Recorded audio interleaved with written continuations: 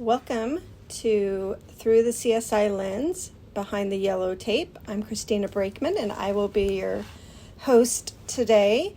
Thank you for tuning in for episode 6. We are moving right along. Hopefully you enjoyed the last couple episodes that we've published. Learned a little bit about crime scene investigation, some of the training and educational requirements, and then, just some of my personal stories so far that I have shared with you. Hopefully you all learning something new, whether you are a student or just a true crime junkie or curious like myself. So last week we talked about something a little bit different. We talked about officer safety and just, how you need to be cognizant of your surroundings and making sure, that you keep your safety at the forefront before anything else. And I'm sure with the stories I did share with you, maybe you were a little surprised that some of that goes on.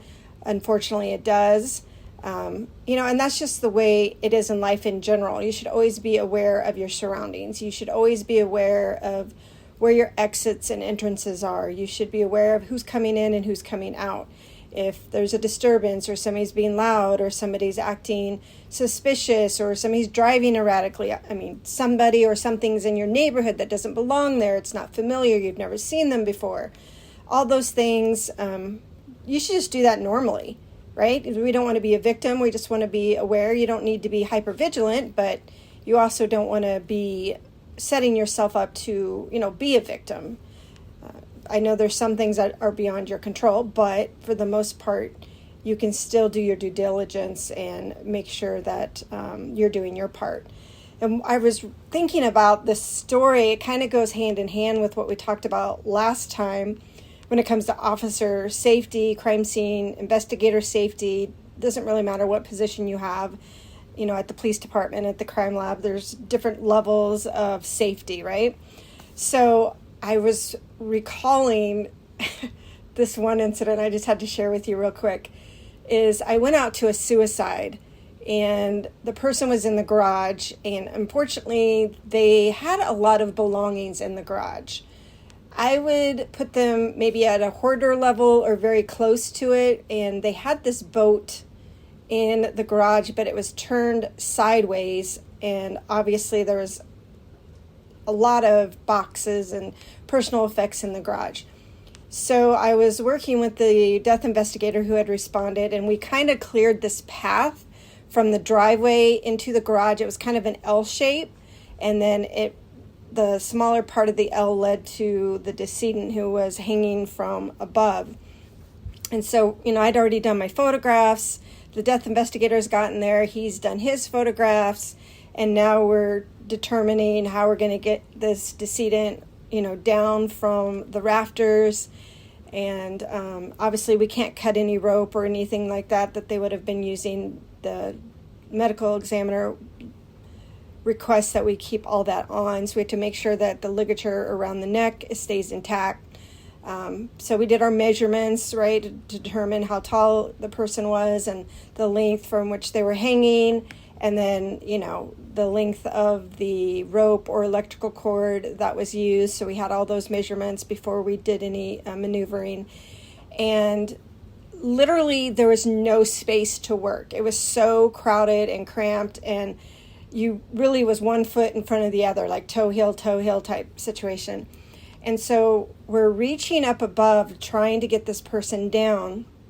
And I'm short, right? I'm like 5'2", and he wasn't much taller than me. And so we're reaching up there, and I went to turn a little bit, and my toe of my steel toe boot got caught in this electrical cord that was just peeping out a little bit, and I lost my balance, and I was like slow motion going down for the count. And so I fall down on this, concrete, and I hit my head on the ground. I tried to break the fall, right? Because what do you do when you lose your balance? You put your hands out in front of you. And I put my hands out in front of me, and I knocked myself unconscious. So there I am, laying in this garage that's crowded with stuff, trying to help the medical or the death investigator get this person down. And I kind of turned the wrong way, got my toe stuck, lost my balance, and I fell, knocked myself unconscious. In the meantime, we have two patrol officers that are out in their patrol vehicles looking. They're parked, but they're looking at each other. So the front ends are facing one another. And the death investigator grabs my radio. Instead of going out and getting the police officers, he grabs my radio and says, "Officer down, officer down." And those two look at each other like, what is going on? We're both fine. We're in our squad car. He didn't know, like the correct protocol on what to say on the radio. He just knew that I needed help, or we needed help. And so that goes out on the radio. Everybody just starts coming to my scene, lights and sirens, or what we call code 3. The two officers get out of their squad cars and come running into the garage. I'm knocked out. They call fire. Fire comes, and they're able to wake me up. And they asked me a couple of questions that day. Like, what day is it? What's your name? And I kind of loosely gave them that information. And my hand was throbbing, my head was throbbing, and I was having a hard time staying awake. So they called an ambulance, and they transported me to the hospital. I didn't have anything broken, thank God. I was surprised my hand or my wrist wasn't broken, but it was just badly bruised. And so I was at the hospital for a few hours, just had a concussion, and then, some bumps and bruises from my fall. And then, my coworker had to come in and take over my scene. And then she came up to the hospital and she took photos of me. They're really bad. If I can find those photos, I'll post them. They're just me in the hospital with my jacked up hand and stuff. So I ended up having the weekend off because I was injured and the doctor wouldn't let me come back to work for a while. But I was just thinking, like, that's an officer safety thing as well, like your environment. So obviously, I did not see that cord sticking out, and what are the odds that my toe would get stuck in that, or that I would move in a way that would put my toe in there? So again, it may not be from somebody else, it just might be the environment that you're in. So make sure, that you're keeping an eye out for those things. And even all the times I've walked in people's yards and there have been huge holes or divots, and I've face planted it because you can't see the hole or the, where the ground has given in, and, gotten injured, twisted ankles, sprained ankles, all the things. So you just have to be as aware of your surrounding as possible. But, some things do happen. But I was just thinking about that story and how unhappy I was that my coworker took photos of me. I was like, really? You're going to take photos of me after something like this happened? But now I can laugh at the situation. But at the time, I wasn't very happy about it. But yeah, so that was an unfortunate incident. So, okay, so today we're going to talk about something else, and it is going to be very, how do I want to explain it? It's going to be very delicate. It's very sensitive in nature. It's going to be kind of graphic. It involves a child. So if you are squeamish with those things, or you get disheartened easily or disturbed easily, you probably want to skip this part of the episode, just because, it is heartbreaking. Of course, no names mentioned, no dates, no times, and I'm going to leave as much of the detail out that I can without compromising the story. So, obviously I'm not going to get into full detail about my observations because that would just be graphic and unnecessary. I think I can explain it in a way that you get the point. So for me, this call has literally stayed with me my entire life since I have worked in the crime scene unit. And I'm trying to think what year this incident happened. I don't remember. I would have to look back. I would say it's been over 10 years now. Probably 10 years. Maybe not. I don't know. I'm going to say 10 years, maybe a little less. But here it is, 2025, and I still think about it. Matter of fact, when I go into the city that I worked and I drive by that area, I still recall that scene or that call. I don't have the reaction that I used to have, but it's still there. And honestly, I didn't drive by. I took a detour every time, so I didn't have to go by that area. And it's really hard because the residents lived off a main city street that we used to access, the freeway and stuff. So, and even getting to our station. So I had to be, intentional about how I was driving to get back or to places so that I wouldn't drive by that specific area, because I just didn't want to be reminded. It's one thing to think about it, but it's another thing to see it. So, okay. So, this was, I don't know, it was a weekday during the day. I was a day shift. I remember that. And I got sent this call. Normally I look at the case comments, see what the 911 call taker put in.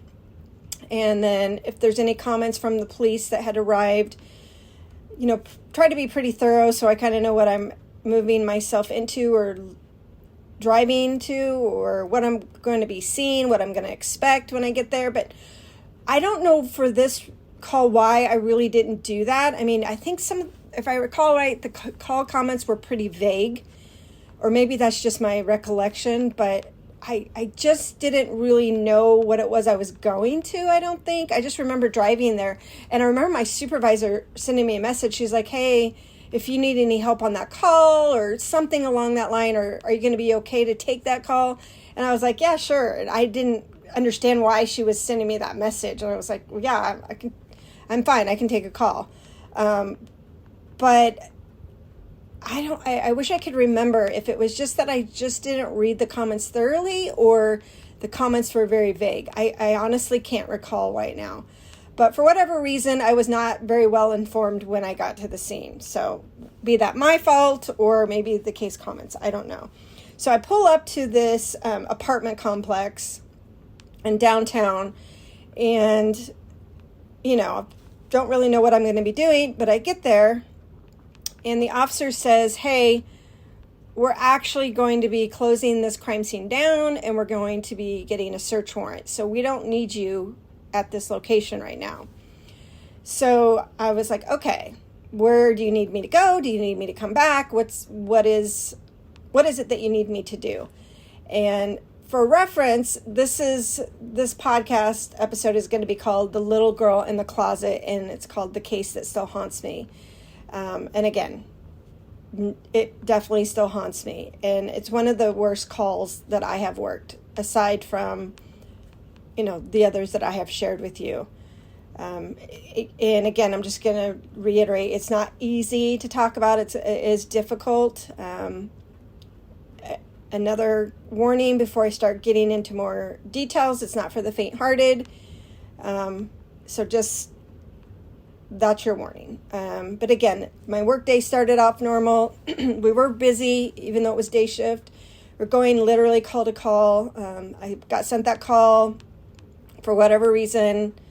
Didn't really review the comments. Wasn't really mentally prepared for what I was going to be seeing.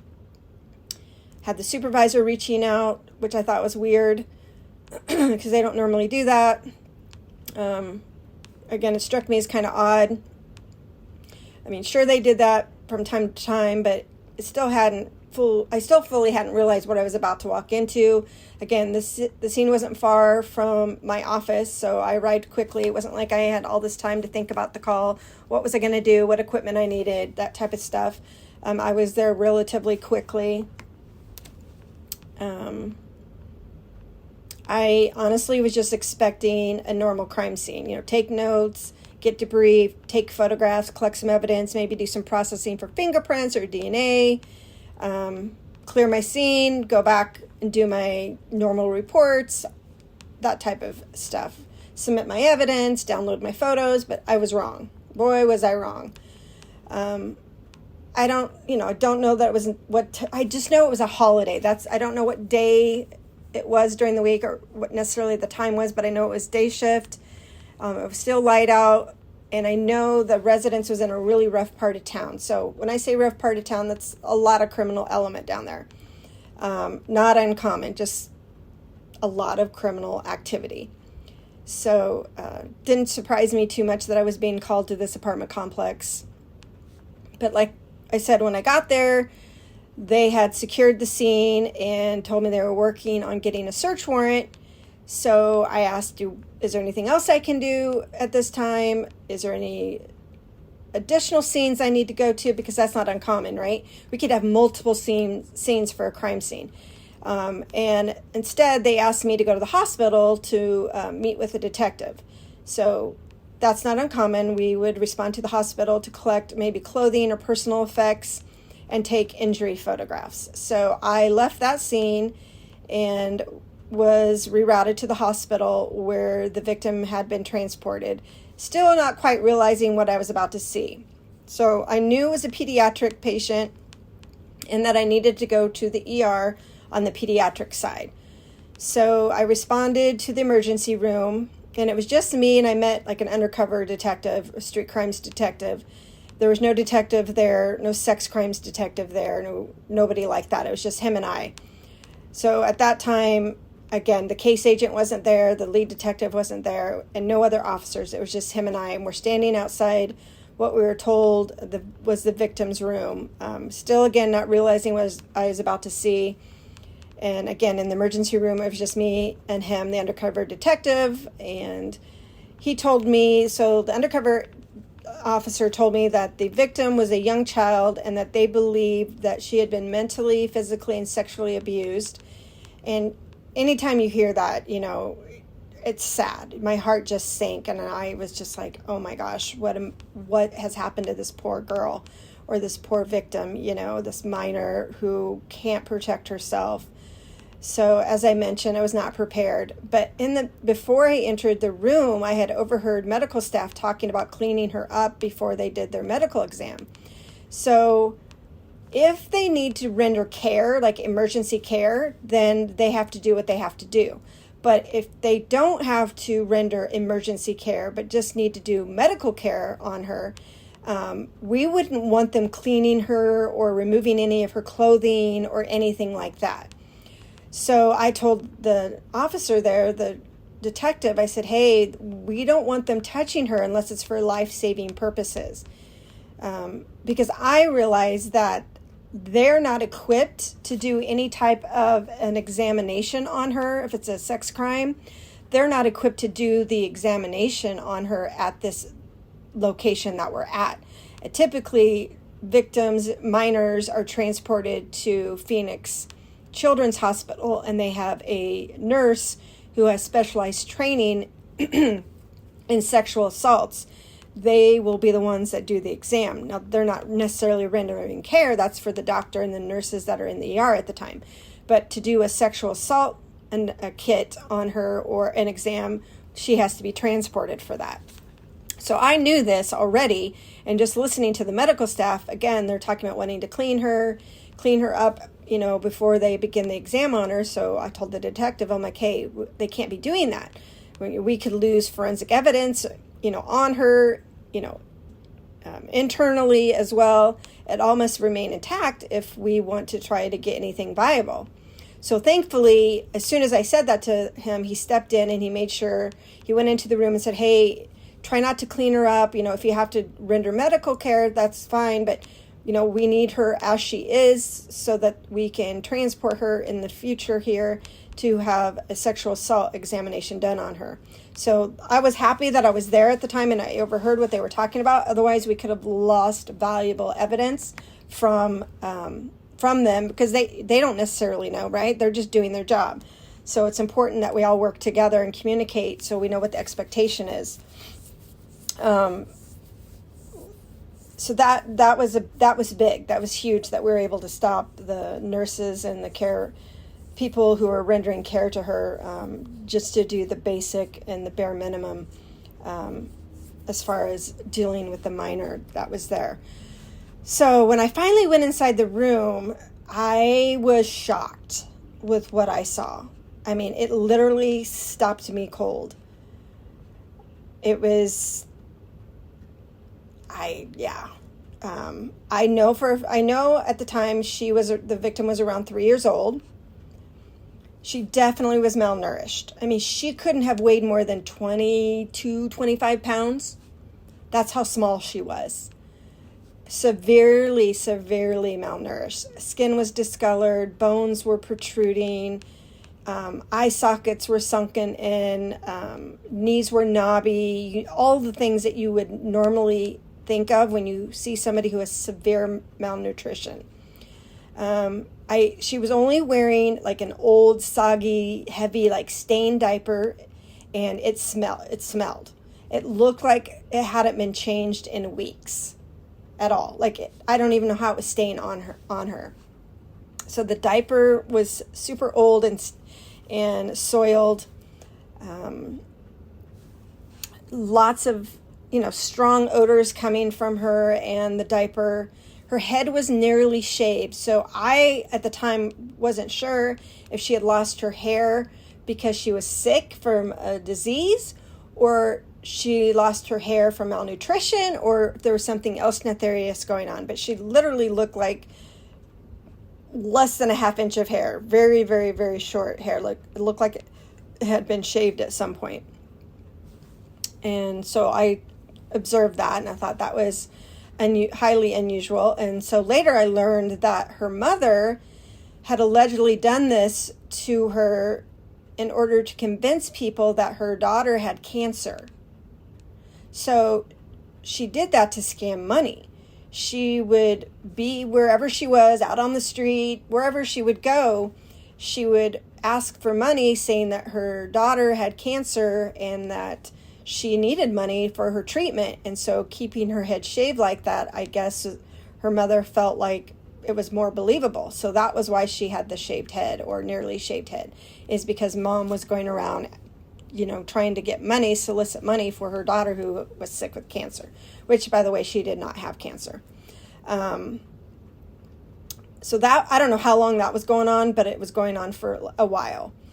And I could definitely tell that her body had distinct visual indications of abuse. So open wounds, bruising, contusions, bruising, so lots of discoloration throughout her body. Old color bruises, contusions like yellow and green to black and purple and blue throughout her whole body. And she's not that big. She was dirty. She hadn't been washed in I don't know how long. So literally it looked like she'd been outside playing or living homeless and never having a bath. She didn't speak. She was unable to speak. So remember, she's 3. She couldn't speak at all. She was unable to communicate. Later, I learned that she couldn't speak. She was never taught how to speak. And I wonder sometimes if the malnutrition and the abuse contributed to that as well. She definitely did not like men. Anytime any of the officers who did arrive on scene or the medical staff were men, she shied away and started to cry. She wanted anything to do with men. They tried to give her a stuffed animal, even though that wasn't the best thing forensically because there's contamination that could happen. At that point, we're just like, she needed something to console her because she was deathly afraid of men and she did not want anybody touching her at all. So that told me that she's has some history, or she's fearful of men because of some type of treatment that she's gotten, whether it be abuse, physical abuse, sexual abuse, verbal abuse. She definitely displayed characteristics of abuse as far as that was concerned.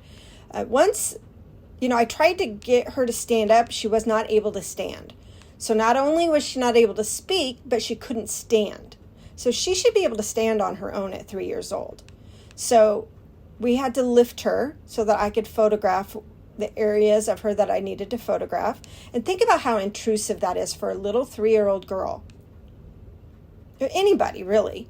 When you are a victim of something so traumatic for so long, and you are in that condition that now you have total strangers with a camera, with a flash that is bright, taking pictures of you. Imagine how scared she must have been.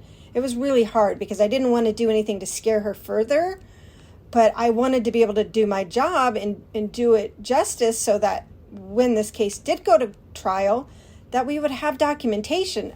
Not saying that we wouldn't have the medical documentation from the hospital, but the photographs tell a million stories, right? The detailed up-close photographs of all these injuries tell a story, a sequence of events that we want to be able to show the jury and the judge. So again, can't speak, she can't talk, she's afraid of men, Then came the hardest part. I had to photograph her again. Her genital area, I will tell you, I've never seen something like that. Definitely trauma, all the things. Lacerations, blistering, sores, bleeding, you name it, it's there. Again, I'm just like, what is even, I can't even wrap my mind around it. And I'm angry, right? Like, I'm very angry for this little girl. I'm angry that this has happened to her. Obviously, it's a repeated abuse. It's not a one-time thing. This is a lifetime of repeated sexual abuse of this 3-year-old girl. It's so visible on her body, in her, genitalia, private areas. It's unbelievable, really. It's disgusting. It's disheartening. It's maddening. It's frustrating. It's you can't even wrap your mind around the evil that is out there. It's like, what is going on? Like, your mind can't even, the idea, it just, it was horrible. Again, so there was no doubt in my mind that she had been sexually abused. She was so weak, she couldn't stand or walk. When I stepped out to wait for detectives, the weight of it all just really, really hit me. Sitting, I took a moment where I was able to just stop what I was doing and kind of, I would say, go back to like my work vehicle and just take a moment until the sex crimes detectives arrived on scene, and I was able to just, try to come to a place where I was able to keep my composure. I wasn't, allowing the emotion to take over what I was doing and what I was required to do, because it's just me there, and I am being tasked with this important, job, and really just trying to be an advocate for the victim. So I had a few moments where I broke down, and then I gained my composure, and then I went back into the hospital because sex crimes detectives were there, and I met with them, and then we went over the case and talked about, what kind of photographs needed to be taken. Was there anything else I needed to do at the hospital? Any evidence I needed to collect at that time? We talked about the search warrant at the home, and were they ready for the crime scene, for me to go there yet. We have to wait until the judge actually signs the search warrant. So they weren't ready for the search warrant at that time. And one of the things that I learned from the detectives when I was there is that apparently what had happened, the daughter, the little girl, the mother had dropped her off at this guy's house that she knew, and this guy was supposed to be babysitting for the mom while she was at work.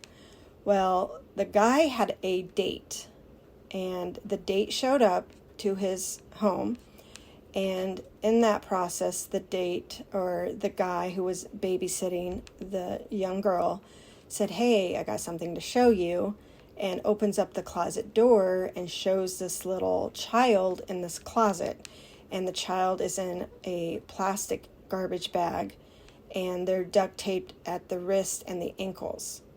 And the date is like, what is going on? I was just coming here to hook up with you, not hook up with this child. But the guy, the babysitter, is offering this child to him. And he's like, no, I'm out. So he leaves. So he leaves the residence. Allegedly he calls his mother and tells her what happens and what he saw. And she's like, you need to call the police. So he goes back to the residence and meets with the babysitter, the guy, and he verifies that the child is still in the closet in the trash bag, duct tape. So at that point, he leaves and he calls 911, and that's how we get alerted to the child in the closet. So that day just happened to be a holiday, so there were no facilities or maintenance working that day. So officers had to force entry into the home. Thank God that they did, because the doctors said that she was dangerously weak and would have not survived much longer. Like, he gave her a week left to survive. So officers had to make a split minute, second decision and force entry into that home to rescue that little girl. And the doctor was very thankful that the officer did that, because he's like, if she would have been continuing down this path, she would have died within a week or so. So that was amazing to hear that our officers, they were so brave and didn't know what they were walking into, but their goal was to rescue her. And that's exactly what they did that day. They rescued her from the abuse. So I didn't actually process that actual crime scene, the actual residence. Another coworker did. I don't know what that all entailed, other than like photos and collection of like the trash bag and duct tape and things like that, which would be common. And so, but I don't know what was on the search warrants, so could have been anything collected from that crime scene. So that was handled by another crime scene investigator. But what I saw at the hospital, definitely stayed with me for like weeks, months, even years, like I mentioned. And, I couldn't drive by that apartment complex without a physical reaction. I lost sleep, I lost my appetite. There was no debriefing, no counseling offered, nothing. It was just like, oh, you're done with this call, now go to the next. And what should have happened is I should have probably gone home that day. But I was, call to call. It's just another part of the job.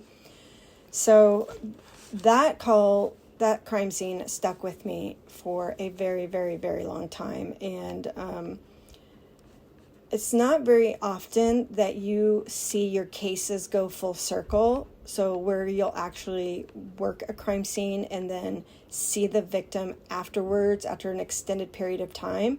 But this case, I actually had the opportunity to do that. Just touching base with the girl, the victim, she was transported to Phoenix Children's Hospital, and they did have a SANE nurse, they call SANE nurse, who have specialized training in sexual assaults forensics as well. And she, from what I understand, she was able to do an examination on her. So then the child was placed in a foster home. So that was great. I do know that there were family members of hers, like the grandma, that were trying to get custody, and were like, absolutely not happening. We were like, all of us got involved. We're not letting any family member have custody or temporary custody of this child. There's no way that the people in that family did not know something was going on. There's absolutely zero chance. So I was glad to see that she was placed in a good foster care or foster home, and she received excellent foster care. So obviously, the lead case detective on that actually medically retired after that case, because it was so traumatic, and he actually had some medical situations happen as a result. So he actually ended up medically retiring after this case. And for me, it has always stayed with me. So, but we fast forward, let's say, I don't know if it was maybe a year. I'm not quite sure how long it was, but it was probably after some time. I don't know exactly how long, but anyway, everyone involved in the case helped organize a birthday party for her. So by then she had been placed with a adoptive family who was super loving, from what I understand. Some of the area businesses donated gifts, so like the grocery stores and stuff like that donated food and gifts. We hired Disney princesses, and we had pizza and cake, and everybody was invited who took a part in that case, whether it be Child Protective Services, the medical staff, the foster care family, all the detectives, police officers, crime scene investigators, anybody, the forensic scientists, anybody who had any part in this case was invited to this birthday party, and we actually held it at one of our police substations. So I don't know what I'm going to walk into on this. Like, how is she recovered? It's been almost a year. It was pretty close to a year. Didn't know what I was going to see, but I will never forget the sight of her that day. She was no longer frail. The silent child I had first seen, she was smiling. She was in a princess dress. She was walking and talking. She was holding her adoptive mother's hand, or her foster mother's hand.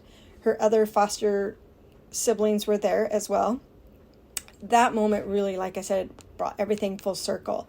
It just reminded me of why I did the work, why I do crime scene investigation. And sometimes we lose sight of that, just with the day-to-day, tasks and being inundated and tired, wore down, just like you can at any job. It just, sometimes you forget why you're doing what you're doing.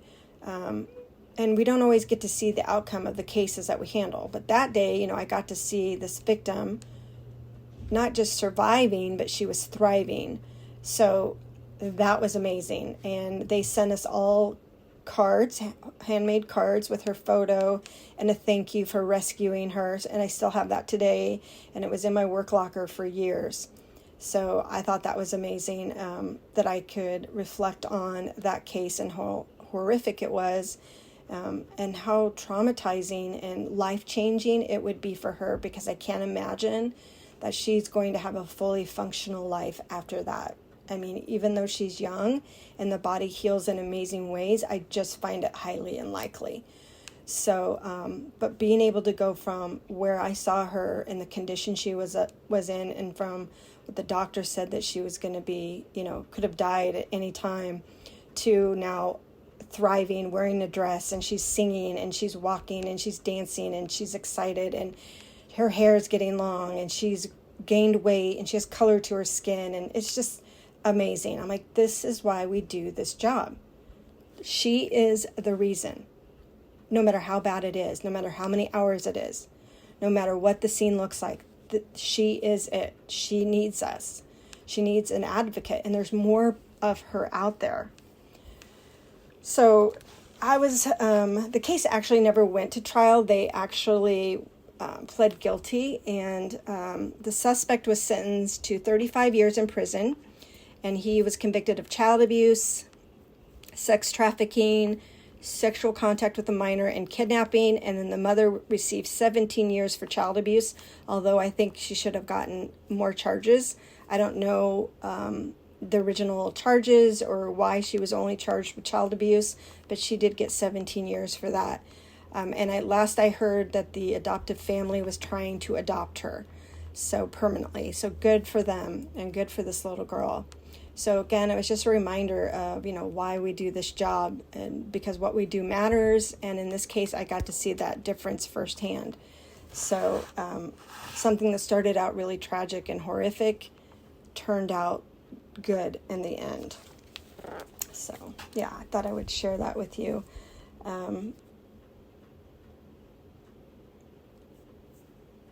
I can't say that I had another call like that in the rest of my career. I mean, obviously I dealt with child abuse and sex crimes, but I can't recall another case where it was that bad. The abuse was horrific. Thank goodness. And I feel for crime scene investigators who have to see those things on a regular basis. So it was good, again, that all the area businesses that we had reached out to, it really took a huge effort from everybody to get this party planned. And I just remember all the birthday gifts. I mean, there were hundreds, probably 100 gifts. I'm not kidding you. They were stacked up on the wall. Pizza and cake and the Disney princesses. It was amazing. So kudos to everybody who made that happen, because it was not an easy case. So, well, hopefully you learned something new about, sex crimes, child, trafficking, and what kind of goes into these type of scenes. Obviously we're doing photographs, we're collecting evidence. There might be biological evidence we're collecting samples of. We're collecting samples from the suspect, or the suspects, biological photographs, fingerprinting them, collecting their clothing, electronics, all those things are going to be collected because they're going to be reviewed for, child pornography and photographs, things like that. So there's a lot that goes into it. It is a team effort. So my next episode, I was thinking about doing TV myths, CST or crime scene investigation shows, the CSI shows versus the reality of the job. So I thought I would do that on my next episode. So if there's anything you're wondering about or you've always questioned, you'd like me to answer it for the next episode, definitely put your question in the pinned post on Instagram, or you can send me an email at throughthecsilens@gmail.com and ask me any questions you like. But thanks for stepping behind the yellow tape with me today. If you enjoyed this episode of Through the CSI Lens, the best way you can support the show is by leaving a quick rating or review. It helps more people who love true crime and forensic science discover us here, and it keeps me bringing you more cases straight from the crime scene. Make sure to hit follow so you don't miss the next episode. Until then, stay curious, and I'll see you behind the tape.